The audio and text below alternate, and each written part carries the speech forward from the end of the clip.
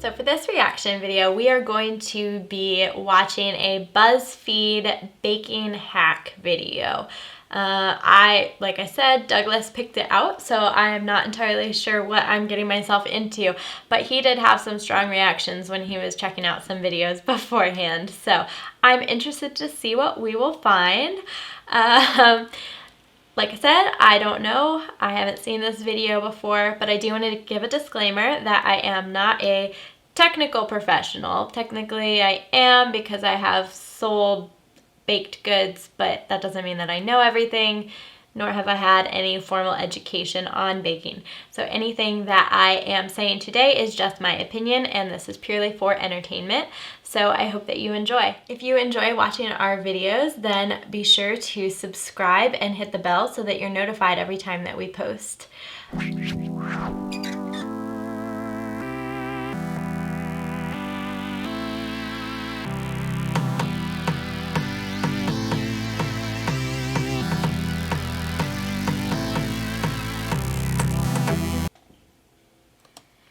Yeah, so that is a good hack, but you can also just take the eggshell and you can scoop the, like the large piece of the eggshell that is not in the yolk or the white. You can just take that piece and you can use it to scoop out the piece of shell that is in there.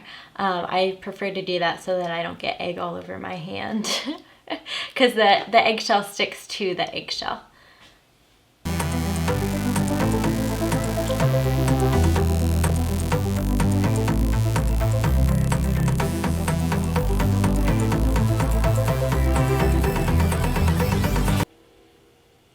I've never tried that, but I'm curious. I feel like that one would take a while to let it sit there.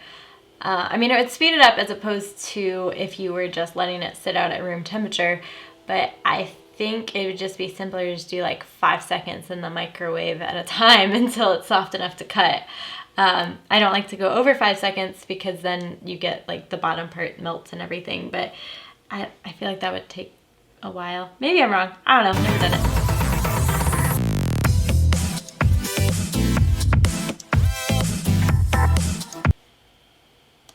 I've seen people do that before. It makes me nervous because it's glass.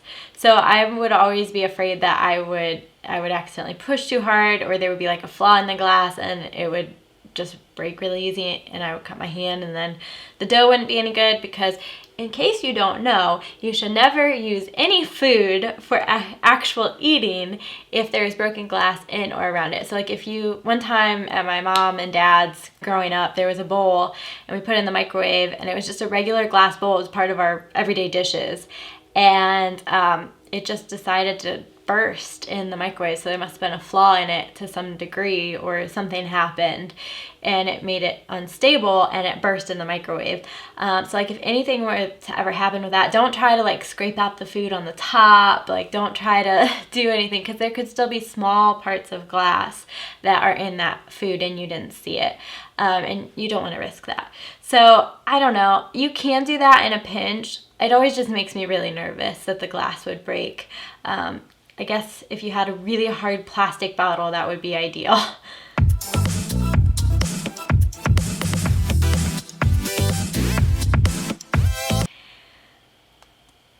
I've done that. It's messy though.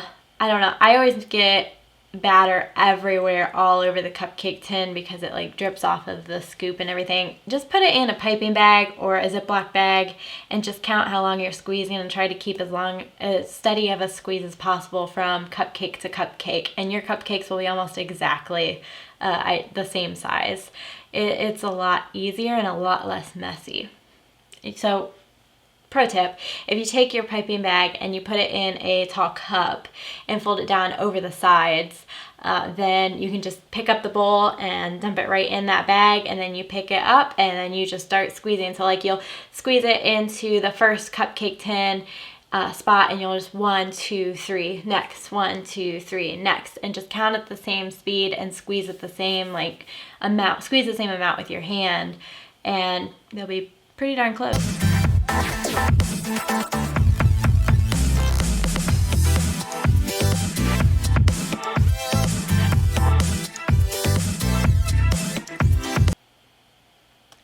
I don't think that would work. And you can tell by looking at the video, they didn't really fill them very full, because I have issues sometimes if I'm in a hurry, and mainly when I was actually using the cookie scoop to fill my tins. If you don't get the batter in the tin at the right rate, sometimes the liners will collapse, or sometimes they'll kind of tip sideways. And the mason jar lids wouldn't be tall enough to give it any support on the sides. It would actually probably just flatten out if you filled it to the amount that it should be filled, which is 2/3 of the way. They look like they maybe only filled it like 1/3 of the way. And especially if you buy like some of the off-brand cupcake liners and you don't fill them full enough, then the liner will actually start to just pull away from the cupcake when it's cooling. And then it doesn't look very pretty because the liner is just kind of hanging off of one side. Yeah, I wouldn't do that with the mason jar lids, but maybe it works. If you want little cupcakes, I guess it would work. Oh, I didn't finish watching it.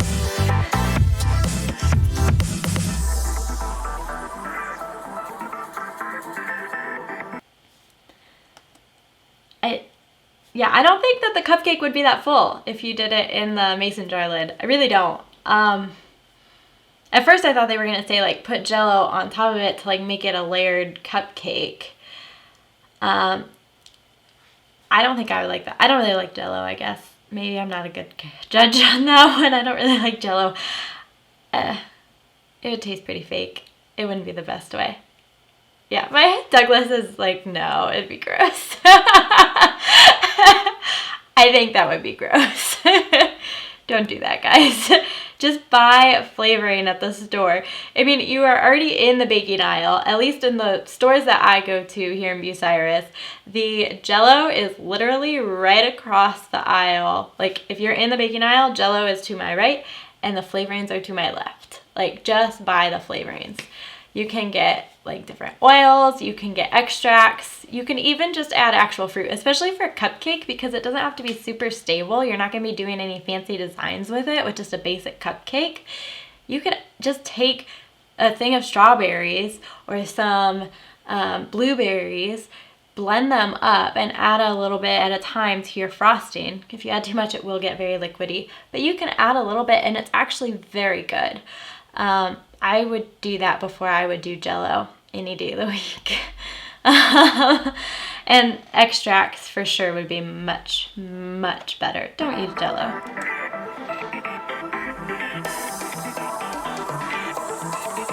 Yeah, that's the cup thing that I was talking about.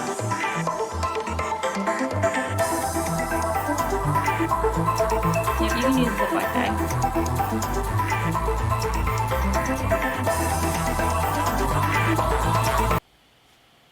If you want them to look prettier, especially if you're using the Ziploc bag and you don't have quite as much control of like how much is coming out or exactly what shape is coming out at the end, just start in the middle of the cupcake. So like if you, instead of starting on the outside of the cupcake like they did, like out by the liner, start in the very center of the cupcake, squeeze there, and then draw a circle around where you started out to the outside of the cupcake, and then you can start working your way up. And it'll just make it look a little bit more like professional.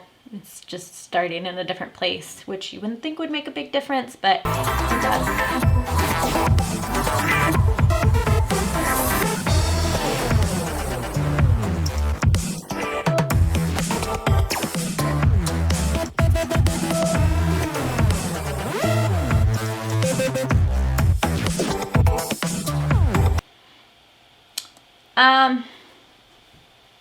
Yeah.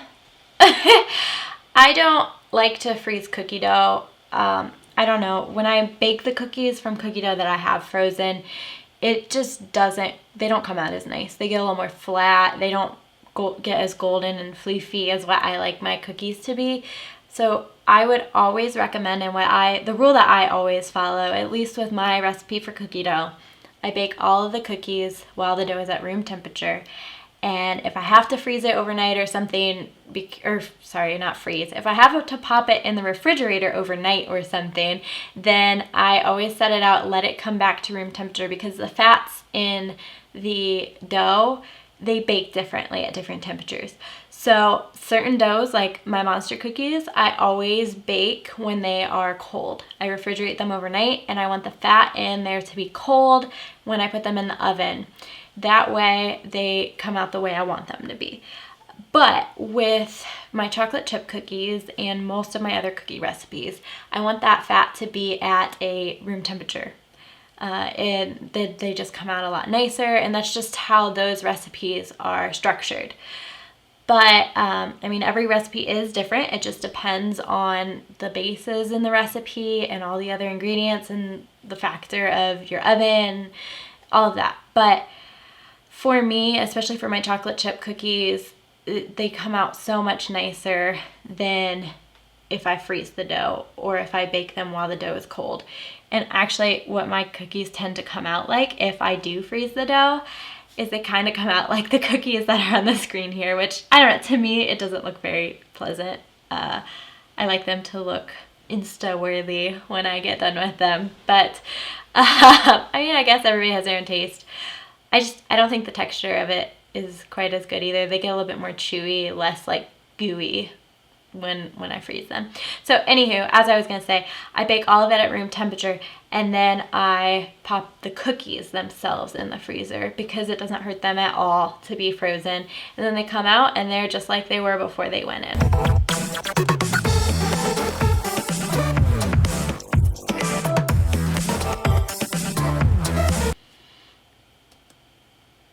I wouldn't recommend that. I don't know. I feel like that would definitely flavor your cookie like an apple. And then if the apple starts to ferment or rot, then it's going to then introduce those bacteria into the container with the cookies.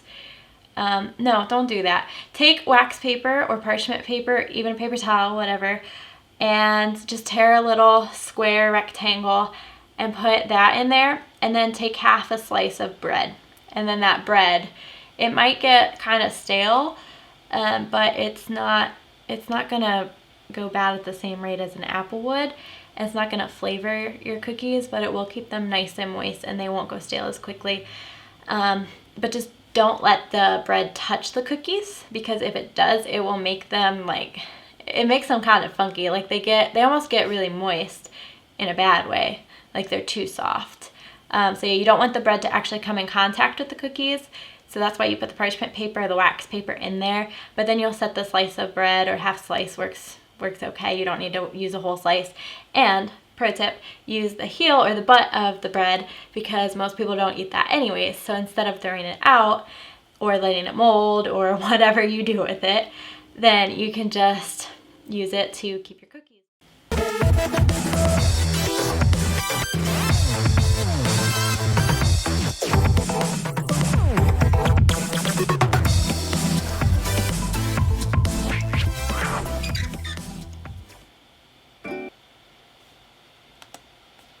Okay, so that's that. Yeah, some of those hacks were decent. Some were great.